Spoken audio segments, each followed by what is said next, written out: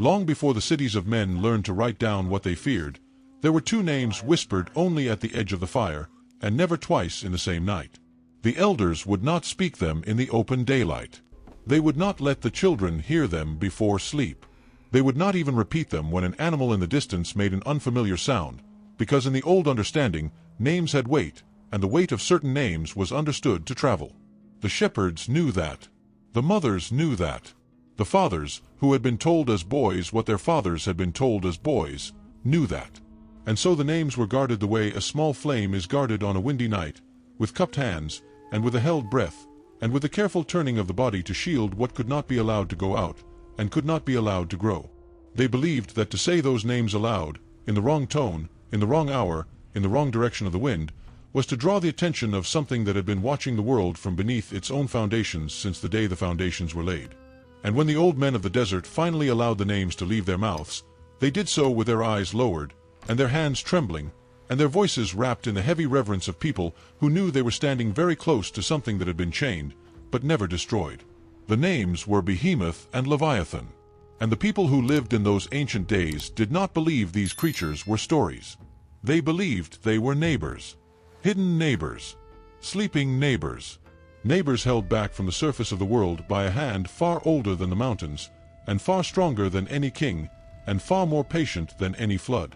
In the long evenings of the wilderness, when the herdsmen gathered their flocks into the stone circles of the night, the conversation always turned, sooner or later, to what lived in the places men were not meant to enter.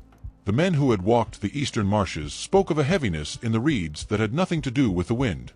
The men who had crossed the great deep on trading ships spoke of a stillness in the open water that came over the sea sometimes for no reason, a stillness so complete that the rowers stopped rowing, and the captain stopped breathing, because every man on the deck understood, without anyone saying it, that something enormous and unseen was passing directly beneath the keel. And the next morning, when the sea was loud and ordinary again, the sailors did not laugh about the night. They did not even speak of it. They went home, and they kissed the ground, and they did not go to sea again for many seasons. This is the world the book of Enoch was written into. A world that already knew, in its bones, that the surface of creation was only a thin lid laid over deeper rooms. A world that had inherited, from the generations before the flood, the memory of two creatures so terrible that the Almighty Himself had been forced to seal them, separately, into two separate prisons, so that the new world that came after the waters would not be devoured before it had time to grow. The men who copied the words of Enoch, sitting by oil lamps in the high villages above the Jordan, copied with the slowness of men who knew exactly what they were transcribing. The book of Enoch told them that on the great day when the earth was being prepared for mankind, two monsters were divided from one another. The female, Leviathan, was sent down into the abyss of the sea, into a place where the water has no bottom and no light and no memory of the sun, and there she was bound. The male, Behemoth, was given a desert that no eye had ever crossed, a wilderness east of the garden, on the far side of a place the old texts called Dendane, and there he was set into the dust like a tower being lowered into wet earth. And the scribes, when they reached this passage, would often pause. They would set the reed pen down. They would look at the small flame of the lamp in front of them, and they would understand, with a clarity that we have lost, that the verse they were copying was not a fable. It was a map of where the chains had been driven. To understand the fear of those people, you have to understand what they believed about the land itself. They did not believe the wilderness was empty. They believed the wilderness was guarded. They believed certain valleys were closed by an order that had been spoken before the time of Adam. They believed certain stretches of sea were forbidden because the waters above hid waters below, and the waters below hid the back of something that was older than the deep. When a shepherd lost a goat in a particular wadi east of the mountains, he did not look for it. He went home. He told his wife. He said the name of the wadi only in a whisper. And the family slept that night with the lamp burning, because the wadi was understood to be a doorway, and doorways like that did not always stay closed. There was, in the oldest tradition, a memory of how Behemoth had been seen. Not by everyone, not by many, but by a few. A handful of men, scattered across the centuries, who had wandered too far east, who had crossed a ridge they had been told not to cross, and who had come back from that crossing with white hair, and silent mouths, and a slow and steady trembling that never left the hands. The witnesses, when they could be persuaded to speak, did not speak of an animal. They spoke of a hill that breathed. a hill that drank an entire river in slow, calm sips and was not satisfied, a hill whose tail was as wide as the cedars of Lebanon, and as heavy as a war machine, and as still as a beam of stone laid across the floor of a temple, a hill whose bones, they said, were tubes of bronze, and whose limbs were bars of iron. They said his eyes were not like the eyes of beasts. They said his eyes were old. They said when he opened his mouth in the heat of the afternoon, the air above the desert went silent for a great distance, and the birds came down out of the sky and settled in the dust, because no living wing could bear to fly through that quiet. The witnesses always said the same thing at the end of their account. They said that Behemoth did not chase them. He did not move when they stumbled into his sight. He did not need to. The desert around him was so still, and so heavy, and so full of his presence, that a man who saw him understood, instantly and finally, that this creature had not been placed there to hunt. It had been placed there to wait. It had been placed there for a day. And the witnesses, when they reached this part of the telling, would close their eyes, because they did not want to think about the day. And there were other witnesses, on the other side of the world, who carried a different kind of silence. These were the men who had seen what lived under the deep. These were the sailors, the divers for shells, the fishermen who set their nets too far from the coast on a night when the moon was hidden. They did not speak of a beast. They spoke of a current, a long, slow, pulling current that came up from a depth no plumb line could measure, and brushed the underside of a boat with a gentleness that was the most terrifying thing a man could feel in his life. Because the gentleness of Leviathan, in the old understanding, was not mercy. It was attention. It was the slow, deliberate notice of a creature so vast that to be noticed by it was to be measured by it, and to be measured by it was to be remembered, and to be remembered by Leviathan was a thing no soul could carry into the morning. The fishermen of the eastern coasts had a saying. They said that the sea has two surfaces, the one you can see and the one you cannot. They said that the surface you can see is held up by the wind, and the surface you cannot see is held up by the will of the one who chained the dragon at the bottom of the world. And they said that on certain nights, when the wind dropped, and the sea went strangely flat, and the stars looked down into the water as if into a black mirror, the lower surface rose. Not all the way, never all the way, but enough that a man on a small boat could feel, through the wood of the hull, the slow lifting of a back so wide that no eye could see the edges of it. Enough that the sea itself seemed to be breathing, in a rhythm that was not the rhythm of waves. Enough that the fisherman would lower himself onto the planks of his boat and lie still, and pray with his face pressed against the wood, and beg the chains to hold for one more night. This was the world into which the book of Enoch came. And this was why the book of Enoch was kept, and copied, and hidden, and protected through generation after generation, even when the official scrolls of the temple set it aside. Because the people remembered. The people remembered that the earth had been prepared. The people remembered that the chains had been driven. The people remembered that on the day the new world was made, the Almighty had not killed Behemoth, and he had not killed Leviathan. He had bound them. He had laid them down in their separate prisons, the male in the dry place and the female in the deep place. And he had told the angels who watched over the gates of the world that these two would be kept, alive, asleep, waiting, until the day of the great judgment. The reason given, in the oldest layers of the tradition, was simple, and it was terrible. The two creatures were food. Not for men, in the ordinary sense. They were the food of the last day. They were the meat that would be set upon the table of the righteous when all things were finished, when the wicked had been dealt with, when the long ages of the world had come to an end. The book of Enoch told the people, in plain words, that on that great day Leviathan would be drawn out of the sea, and Behemoth would be drawn out of the dust, and the two of them would be slain, and the flesh of the two of them would feed the redeemed at the banquet of the kingdom. And the people who heard this, around the small fires of the night, did not feel comforted by it. They felt the opposite of comforted, because the promise meant that until that day, the two creatures were still alive. The two creatures were still in their prisons. The two creatures were still breathing, somewhere, in the dark places under the world. And every generation, in those ancient times, had to live with that knowledge. Every shepherd, every fisherman, every mother who kissed her child in the doorway of a clay house at the end of a long day, every old man who looked at the eastern horizon and saw, at the very edge of his sight, a shimmer in the heat that did not move with the heat. They all lived inside the same understanding. The chains were holding. But the chains had been put on creatures that had to be chained.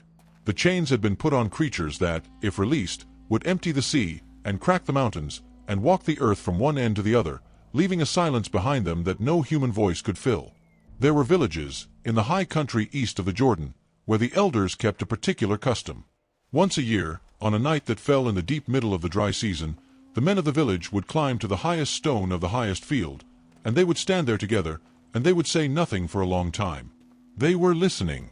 The custom was older than the village, older than any name the village remembered for itself, older than the law that had been read to them in their grandfather's time. The men were listening for a sound that was not supposed to come. They were listening, far off in the east, for the breathing of Behemoth. The custom said that as long as the men could not hear it, the chains were holding, and the world had another year. The custom said that on the night the men finally heard it, the world would have only days left, and the villages would have to send their children west, and the old men would stay on the stone, and watch the dust on the horizon, and wait. And on the coast, the fishermen had their own custom. They did not climb a stone.